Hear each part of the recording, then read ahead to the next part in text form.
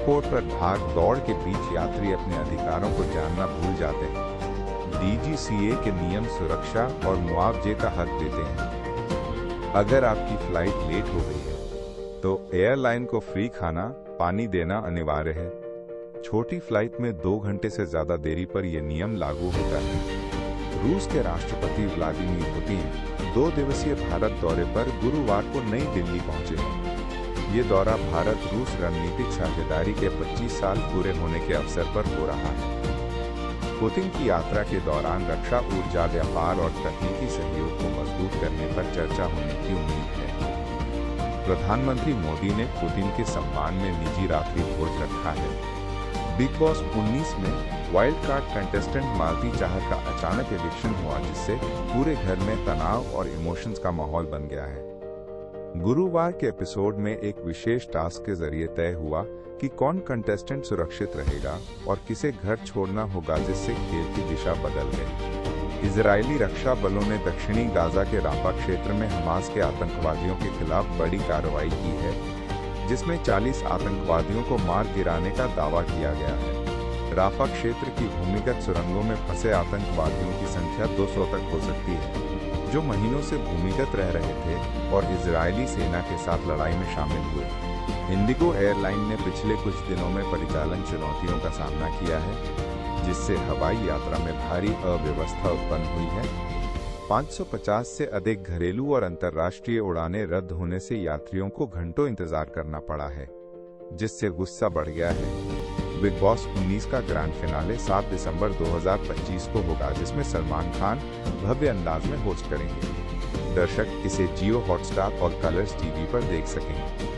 Top 5 finalist अमाल मलिक, फरहाना भाट, प्रणीत मोरेतानिया मित्तल और Gaurav Khanna trophy के पहले लुक को देखकर बेहद उत्साहित हैं। घर में खुशी की लहर दौड़ गई है। अमेरिका ने सुरक्षा चिंताओं के चलते विदेश से एंट्री पर नियंत्रण कड़ा किया है। ट्रंप प्रशासन ने हाल ही में 19 देशों पर ट्रैवल बैन लगाया है। होमलैंड सिक्योरिटी की सचिव क्रिस्टी नोएम ने संकेत दिया है कि प्रतिबंधित देशों की संख्या 19 से बढ़कर 30 से ऊपर जा सकती है। रूस के राष्ट्रपति व्लादिमीर पुतिन का भारत दौरा रक्षा सहयोग को नई ऊंचाइयों पर ले जाने की तैयारी कर रहा है। दोनों देश कई बड़े सैन्य सौदों पर बातचीत करेंगे।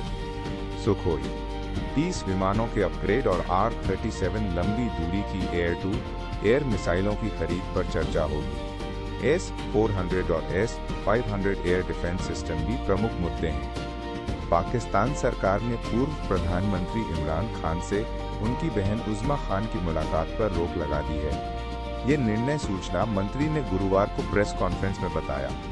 अदियाला जेल के बाहर प्रदर्शन और राजनीतिक गतिविधियों को बर्दाश्त नहीं किया जाएगा। मंत्री ने चेतावनी दी कि नियम तोड़ने वालों के खिलाफ कड़ी कार्रवाई की जाएगी।